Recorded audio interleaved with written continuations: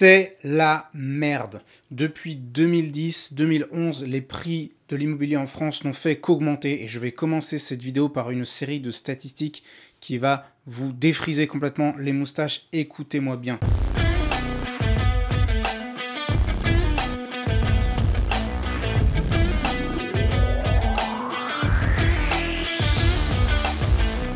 Je vais vous prendre l'évolution des prix dans certaines villes depuis 2010 et jusqu'à 2020. Écoutez-moi bien, Strasbourg plus 40%, Nantes 45%, Rennes 48%, Paris 56%, Lyon 67% et la championne, Bordeaux. Très jolie ville, Bordeaux, 73,97% d'augmentation des prix entre 2010 et 2020. En 2020, les crises liées au Covid ont commencé. Je dis bien les crises parce que les gens parlent de la crise du Covid, crise sanitaire, mais elle a engendré d'autres crises. Il y a des crises sur le marché des matériaux, par exemple, mais également certaines crises économiques, des crises de l'offre dans le marché immobilier en ce qui nous concerne.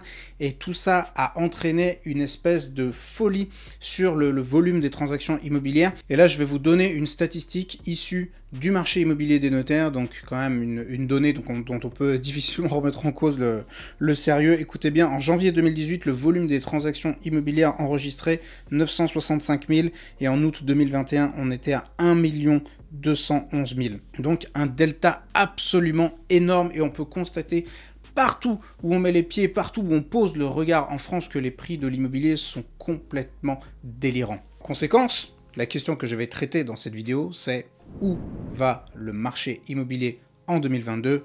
On est parti. Alors je vais commencer par un aveu.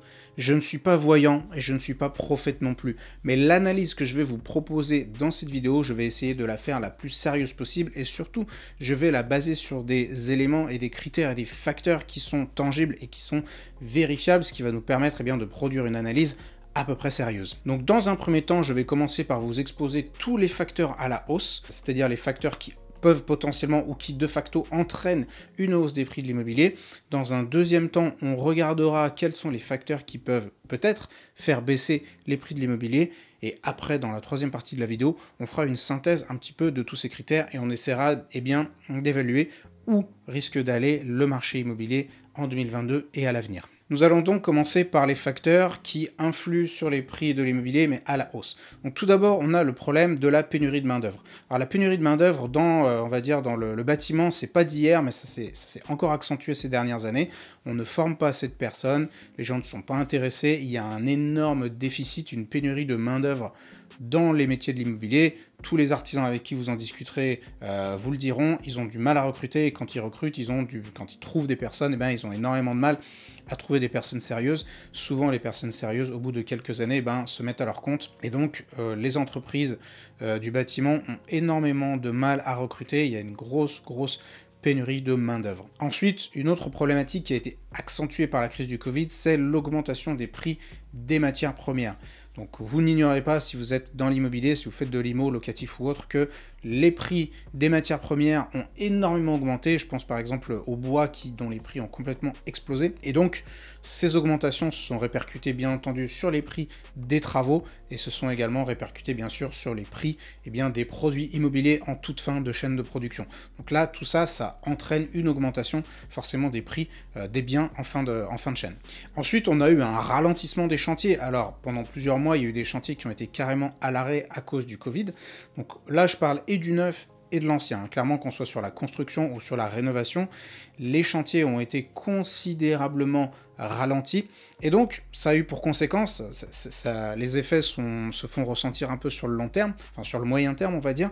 Mais en tout cas, il y a eu un ralentissement de la production. Donc, il y a moins de biens qui sont arrivés sur le marché. Donc, s'il y a moins de biens qui arrivent sur le marché, forcément, ça creuse le fossé entre l'offre et la demande, l'offre qui baisse mais la demande qui reste forcément la même, et donc ça entraîne également une augmentation des prix. Et on a constaté à cause du Covid qu'un déficit de plusieurs dizaines de milliers d'unités s'est creusé en 2020 et en 2021 à cause justement de toutes ces problématiques. Pénurie de main-d'œuvre, ralentissement des chantiers, pénurie sur les matières premières, et tout ça ne risque pas à première vue de s'améliorer dans les temps qui viennent. Suite au Covid, il y a eu aussi une ruée vers les périphéries des grandes villes. C'est-à-dire que les gens qui se sont tapés 2 mois de confinement avec 2 gamins dans 60 mètres carrés, ils ont clairement pleuré du sang.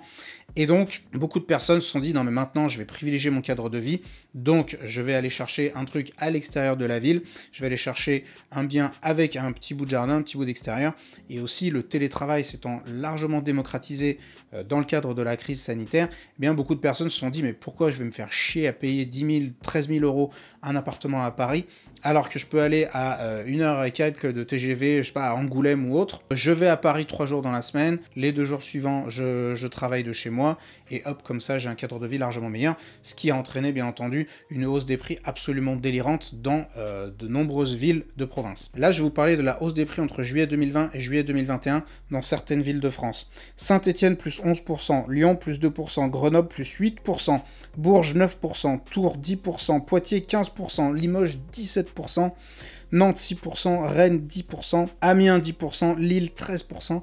Bref, vous avez compris, je ne vais pas toutes vous les faire. En un an seulement, énormément de villes ont pris entre 5 et 15%, ce qui est absolument considérable. Donc là, clairement, on peut se dire que l'effet Covid et l'effet télétravail a eu une influence majeure sur cette dynamique. Autre facteur qui a une influence sur la hausse des prix de l'immobilier dans certaines villes, notamment certaines villes dont je viens de vous parler, c'est qu'en fait, en France, on a quand même des métropoles qui sont attractives. On a des villes de taille moyenne qui sont clairement attractives, où il y a une offre étudiante, il y a une offre, voilà, il y a un cadre de vie qui est plutôt agréable, et donc les gens vont chercher, beaucoup de personnes vont forcément être attirées, que ce soit des étudiants, des travailleurs étrangers, etc., vont être attirés par ces endroits. Il y a ensuite la perception de l'immobilier comme une valeur refuge. Donc au niveau financier, l'année 2020 a été très chaotique, il y a eu une forte chute des marchés boursiers suite à la crise sanitaire, et l'immobilier est toujours perçu comme une valeur refuge. Alors en 2021, les marchés financiers ont énormément augmenté, donc il y a eu tout simplement un rattrapage de la grosse chute de 2020. Bien malin qui peut prédire là où ça va aller en 2022. Est-ce que ça va stagner? Est-ce que ça va baisser? Est-ce que ça va s'effondrer? Là, pour l'instant, c'est un petit peu compliqué de le dire. En tout cas, l'immobilier est toujours perçu, surtout en France, comme une valeur refuge. Donc, dans les temps d'incertitude comme ceux dans lesquels nous vivons, eh bien, les gens continuent massivement d'investir dans la pierre. Ensuite, il y a une vraie problématique, je l'ai gardée pour la fin de tous ces facteurs qui entraînent la hausse des prix de l'immobilier. C'est une vraie problématique à laquelle, personnellement, je me frotte en tant que marchand de biens. Tous les marchands de biens avec qui j'en discute s'y confrontent, tous les promoteurs avec qui j'en discute s'y confrontent, c'est la problématique des mairies, des collectivités territoriales qui freinent des 4 fers tous les projets qui vont avoir une certaine tendance à densifier les communes. Donc, pour ceux qui l'ignorent, sachez que l'État a pris, à partir de 2005-2010, un virage et a voulu plutôt densifier les communes existantes plutôt que de continuer un étalement urbain. Donc il y a eu de nombreuses réformes qui ont été mises en place pour justement aller vers une densification des centres qui sont déjà très urbanisés ou un peu urbanisés et qu'on concentre un petit peu à ces endroits eh bien, les populations. C'est-à-dire qu'on pouvait construire sur des terrains plus petits, on pouvait monter un peu plus en hauteur, bref, on densifie. Sauf que ce qui s'est passé, c'est que les mairies, au début, ont été complètement submergées, il y a eu une grosse densification, c'est parti un petit peu dans tous les sens, et maintenant, beaucoup de collectivités freinent énormément la densification. Et dans plein de projets, on le voit, soit des petits projets ou des projets d'importance moyenne, et ce qui se passe, c'est que par exemple, nous, quasiment dans tous les projets qu'on a, en ce moment, les mairies, elles essayent de nous autoriser moins de logements que ce qu'on pourrait légitimement créer. Donc, par exemple, une opération dans laquelle on peut faire 4 lots, eh bien la mairie va nous dire non, non, messieurs, c'est pas 4 lots, c'est 3 lots. Donc là, bim, il y a en fait un quart des logements qui sautent. Et même des promoteurs avec qui j'en discute, ils me disent, bah nous, ils me disent, c'est pas 20 appartements, c'est 15. Ou alors, c'est pas 50 appartements, c'est 40. Et en fait, à chaque fois, si vous regardez, il y a entre 20 et 30% des logements potentiels qui sautent. Alors après, est-ce que c'est légitime, pas légitime ? Je sais pas, c'est pas forcément la question que je vais discuter maintenant, mais en tout cas, de fait, ce qui se passe, c'est que on a à chaque fois, sur tous nos projets, entre 20 et 30% de création de logements potentiels qui disparaissent dans la nature juste parce qu'en fait les mairies ne veulent pas se faire chier avec des endroits où c'est trop densifié. Ça a une conséquence claire, directe et énorme sur la quantité de l'offre parce que quand vous prenez une petite décision isolée d'une petite mairie qui vous dit non monsieur c'est pas 4 lots c'est 3, bon vous dites ok c'est pas très grave, mais quand vous mettez ça à l'échelle d'un territoire avec tous les marchands de biens, avec tous les promoteurs, eh bien ce qui se passe c'est qu'à la fin il y a de grosses pénurie de nouveaux logements qui n'arrivent pas, qui auraient dû arriver sur le marché et qui n'arrivent pas. Et c'est d'ailleurs une réflexion qui a été, c'est pas une réflexion de marchand de biens qui cherche absolument à densifier, c'est une réflexion qui est reprise dans le compte-rendu que je vous avais partiellement lu du marché immobilier des notaires. Là, ils disent que clairement, une des solutions possibles pour essayer de freiner un petit peu la hausse, ce serait de valider plus facilement les autorisations d'urbanisme. Et là, il y a une problématique qu'on appelle la problématique des PUMA. Alors c'est quoi les PUMA? Peut-être que j'y consacrerai une vidéo entière parce que c'est un vrai sujet et super intéressant. PUMA, c'est un acronyme pour projet utile, mais ailleurs, tout simplement. De nombreuses communes disent oui, c'est bien, votre projet de lotissement, votre projet d'immeuble, c'est bien, mais pas chez nous. Allez plutôt dans la commune voisine.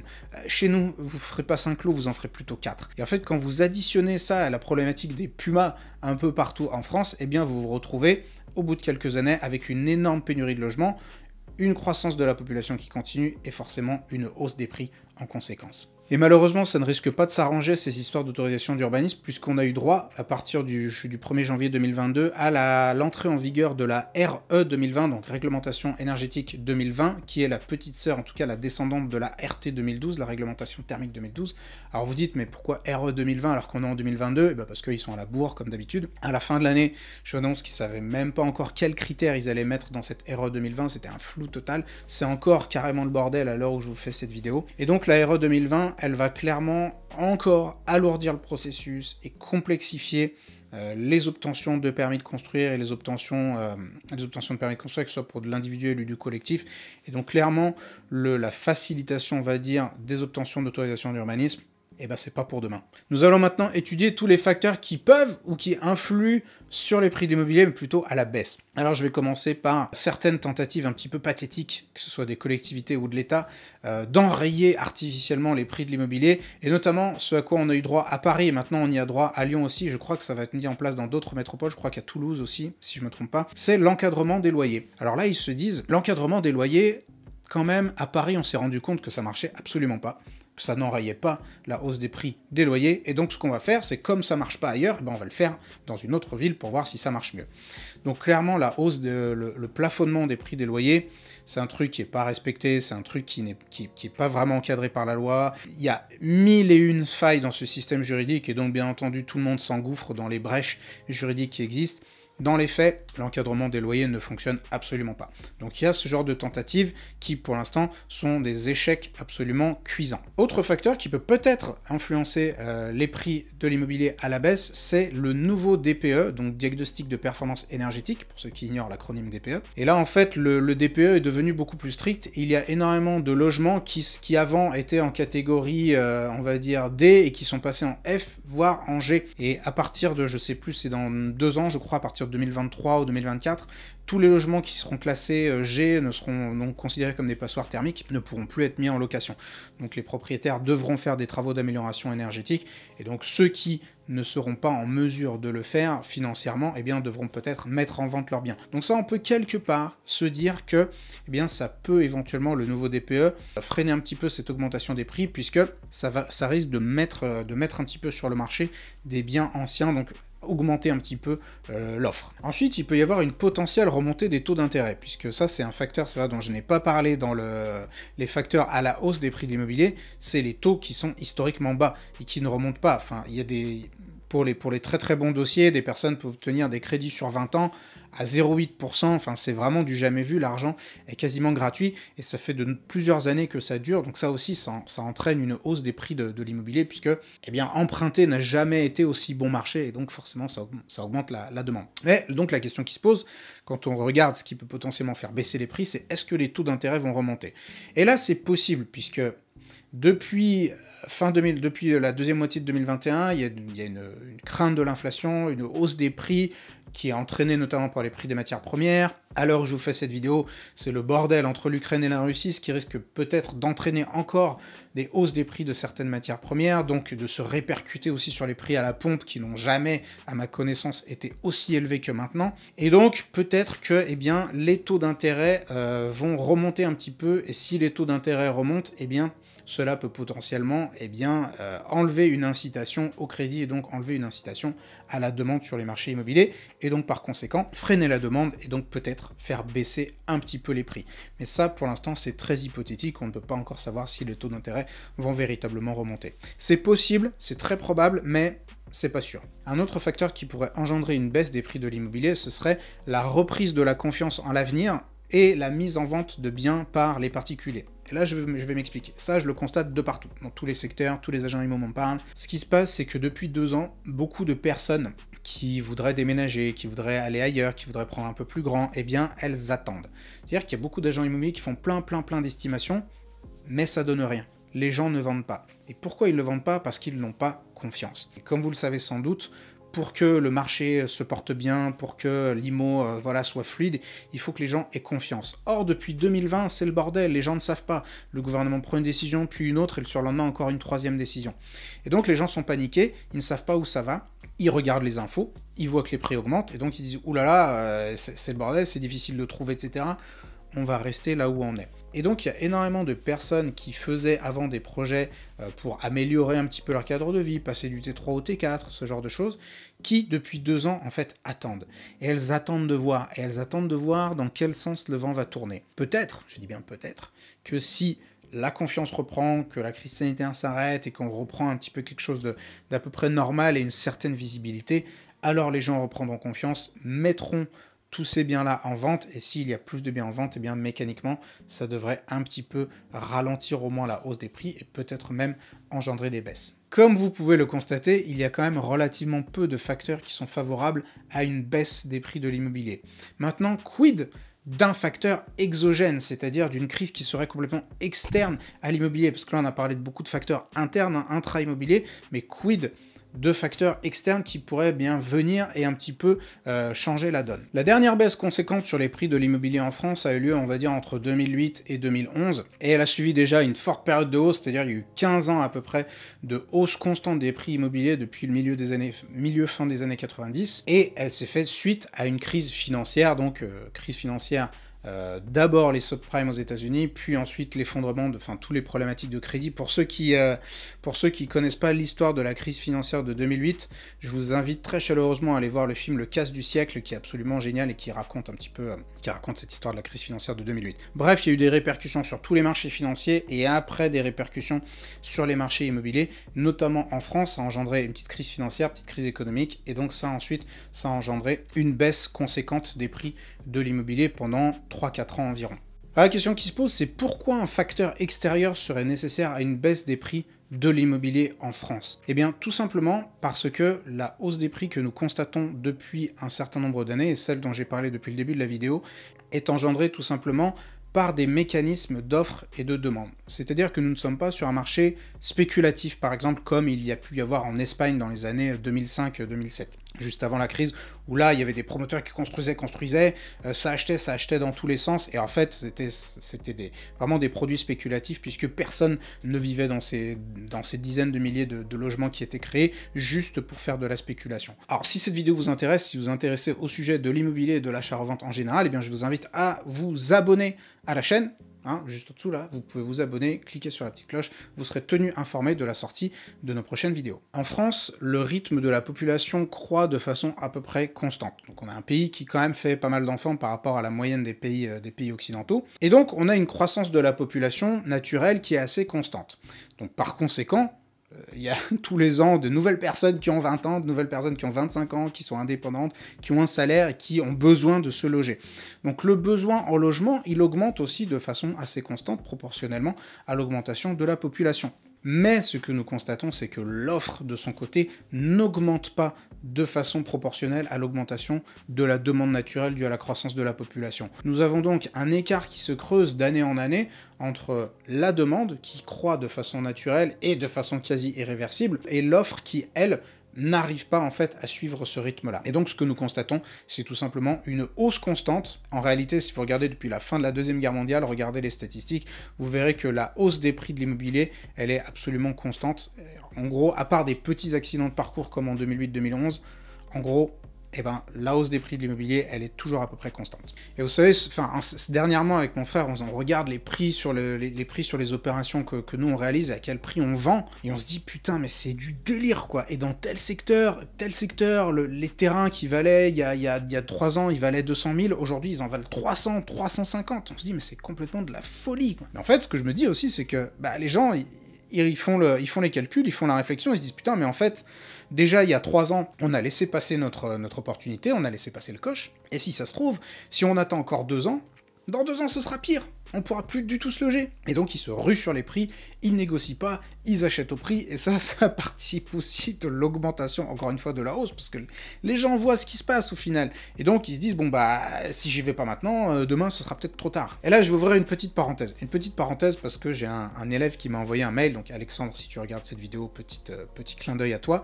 et qui m'a dit, ouais, mais bref, il avait suivi la formation, c'était super, machin truc, ok, génial, et il dit, ouais, mais par contre, tu vois, les agents immo me disent qu'il y a de plus en plus de marchands de biens, et que voilà, tu fais des émules, et que les formations, ça fait qu'il y a plein de gens qui vont sur le marché, et ça fait augmenter aussi la demande, et donc par conséquent, ça fait mécaniquement monter les prix. Et là, je dis, mais regardez tous les facteurs dont on a parlé depuis le début de la vidéo. Les taux d'intérêt, les trucs, les prix des matières premières, la pénurie de main-d'œuvre, etc. Est-ce que vous croyez franchement que Yoni le marchand de biens, avec son organisme de formation, il a une influence tellement énorme sur les prix de l'immobilier en France? Alors j'aimerais bien avoir une influence pareille et être la cause de faire la pluie et le beau temps sur le marché immobilier. Malheureusement, je doute clairement avoir une influence aussi importante qu'on veut bien me l'accorder sur les prix de l'immobilier. Donc j'avais fait une vidéo spéciale sur ce sujet, le sujet des formateurs et est-ce qu'on participe de l'augmentation des prix de l'immobilier. Honnêtement, j'y crois pas trop parce que c'est quand même très marginal. Et en plus, il faut pas oublier que ce que je forme, moi, ce sont des marchands de biens. Donc des personnes qui demain vont rénover le parc immobilier, vont faire de la division, c'est-à-dire créer du logement et donc multiplier l'offre plutôt que de la réduire. Donc clairement, je ne pense pas être à l'origine, ou en tout cas, je ne pense pas participer de l'augmentation des prix d'une façon aussi substantielle qu'on voudrait bien me l'accorder. Et je voudrais ouvrir une deuxième parenthèse au sujet de l'augmentation des prix de l'immobilier, c'est que c'est une période un peu difficile. On pourrait presque dire que c'est une période de crise, en tout cas c'est une crise de l'offre, puisque l'offre n'est pas au rendez-vous de la demande. Et j'ai beaucoup de personnes avec qui je discute me disent mais c'est compliqué, on trouve pas, alors que ce soit des particuliers qui cherchent pour leur résidence principale, des investisseurs qui cherchent pour du locatif ou des marchands de biens qui cherchent pour des opérations d'achat-revente, tout le monde se galère à trouver. Là, j'ai envie de vous dire que tout le monde est un petit peu dans le même bateau. Et donc ces temps de crise sont également des temps d'opportunité. Pourquoi? Parce que ça peut réaliser une purge dans les marchés de l'immobilier. Je vais m'expliquer. Énormément de personnes galèrent à trouver, que ce soit des particuliers, des professionnels, les investisseurs locatifs, des marchands de biens, etc. Beaucoup de personnes cherchent et ont du mal à trouver. Et je constate de plus en plus que, là j'ai eu plusieurs échos ces derniers temps, et de plusieurs régions de France, d'agents IMO notamment, qui me disent bah là en fait on s'en sort plus, il y a trop d'agents IMO, il n'y a pas assez de biens à vendre, on n'a plus assez de mandats, donc on arrête d'être agent IMO, ou alors on prend un job à mi-temps, etc. et on fait autre chose en parallèle pour pouvoir bouffer. Et donc là, je pense que ce qui va se passer, c'est qu'il y a une purge qui va se faire, puisque dans ces dernières années, il suffisait d'ouvrir une agence IMO, et il y avait un tel volume qui se passait que on arrivait à sortir son épingle du jeu, à tirer son épingle du jeu, même si on était un petit peu mauvais. Pareil pour certains investisseurs, pareil pour certains marchands de biens. Et là, quand il y a des ralentissements sur les marchés, clairement la fête est finie. Et il n'y aura de place que pour les meilleurs. Et donc seuls les meilleurs vont survivre. Donc tous les touristes, que ce soit des touristes agents IMO ou des touristes investisseurs, vont sans doute sortir du jeu. Et ceux qui vont rester, ce seront sans doute les professionnels qui feront les choses vraiment sérieusement, avec de la méthode. Et je pense que dans le long terme, cela participera de la professionnalisation, notamment de notre activité de marchand de biens. Donc immédiatement, c'est un petit peu difficile parce qu'effectivement, un volume de transactions qui est quand même assez faible, mais franchement, des opérations, on en trouve. Mais par contre, je pense que dans le long terme, cela va avoir forcément des répercussions positives. Nous allons donc passer à la troisième partie qui est la synthèse de toutes ces informations et nous allons tenter de répondre à la question où va le marché immobilier en 2022 et après. Compte tenu de tous les éléments dont nous avons parlé dans cette vidéo, tous les éléments tangibles, ça c'est pas mon avis, ce sont des éléments concrets et tangibles et objectifs que je vous ai amenés, à mon sens, on ne peut qu'en déduire que la hausse des prix de l'immobilier va se poursuivre. Honnêtement, je ne pense pas qu'il va y avoir une stagnation, je ne pense certainement pas qu'il va y avoir une baisse, mais je pense clairement que la hausse des prix va continuer. Alors peut-être pas, probablement même pas de façon aussi extrême que dans les 2 dernières années, mais je pense clairement qu'une hausse de quelques pourcents va continuer un peu partout en France. Ce qui peut se passer, c'est une stagnation de certains prix, puisqu'il y a des secteurs dans lesquels la demande est un peu moins importante. Je pense notamment au cœur des grandes villes, qui sont un petit peu, et certains biens dans les cœurs des très grandes villes, qui sont un petit peu délaissés. Donc là, je pense qu'il y a un petit coup d'arrêt qui va être marqué, et ça va stagner. Je ne pense pas qu'il va y avoir de baisse. Je pense qu'il va y avoir une stagnation. Peut-être qu'il va y avoir certaines baisses dans certains secteurs, mais ce sera complètement marginal. Et en tout cas, je pense clairement que la dynamique de hausse des prix de l'immobilier, elle va se poursuivre en 2022 et plus tard. Maintenant, je voudrais parler d'une certaine problématique. Il faut se rendre à une évidence absolument alarmante. Les gens n'arrivent plus à se loger. L'augmentation des prix de l'immobilier est absolument dingue, comme nous l'avons constaté, mais par contre, l'évolution des salaires, elle, ne suit absolument pas la dynamique des prix de l'immobilier. Et clairement, c'est pas avec des mesures démago du genre plafonnement des loyers qu'on va arriver en fait à enrayer les prix. Ce sont des mesures complètement artificielles qui essaient juste de contenir de force comme ça la hausse des prix qui est absolument irréversible compte tenu de la pénurie d'offres. Et donc ces mesures-là, c'est clairement c'est une goutte d'eau dans la mer et ça n'arrivera certainement pas à enrayer la hausse des prix de l'immobilier et ça n'arrivera certainement pas à créer des solutions de logement pour les primo-accédants qui ont réellement besoin de trouver un logement. À mon humble avis, les très grandes villes, je pense à Lyon, Bordeaux, Toulouse, Strasbourg, Nantes, etc., prennent irrémédiablement le chemin des prix de Paris. Et je vous donne un exemple, il y a quelques années, à Lyon, les gens disaient « Ah non mais 5 000 € du mètre carré, tu te rends compte, c'est de la folie ». Aujourd'hui, 5 000 € du mètre carré, c'est le prix moyen. Il y a déjà certains quartiers dans lesquels on est à 8 000 et 10 000 € du mètre carré. Et je pense clairement, ça c'est mon avis, j'en suis pas ravi du tout, j'en suis pas du tout content, mais je pense que c'est irréversible. Je pense que dans 5 ans, le prix du mètre carré à Lyon sera en moyenne 8-10 000 €, et ce sera pareil à Bordeaux, et ce sera pareil à Toulouse, et ce sera pareil dans toutes les... et à Lille aussi, et ce sera pareil dans toutes les villes en fait, dans lesquelles il y a un accès au TGV avec Paris, parce que forcément, l'augmentation des prix, elle rayonne comme une tache d'encre sur un buvard. Et ça, c'est un véritable drame pour beaucoup, puisque tout simplement, énormément de personnes qui ne sont pas des possédants ou des fils de possédants, eh bien, n'auront tout simplement plus les moyens de se loger, et ça, c'est un véritable drame social. La bonne façon d'enrayer cette hausse des prix, c'est tout simplement eh bien, de faciliter la création de logements, de valider des autorisations d'urbanisme, et de permettre justement d'augmenter l'offre par le biais des professionnels, que ce soit les marchands de biens ou les promoteurs immobiliers. Mais en tout cas, c'est pas demain la veille que ça va arriver, donc à mon avis, on va vers un vrai drame de plus en plus de personnes qui n'arriveront pas à se loger, et en attendant, il est d'autant plus important que vous fassiez tout ce qui est en votre pouvoir pour prendre votre destin économique en main.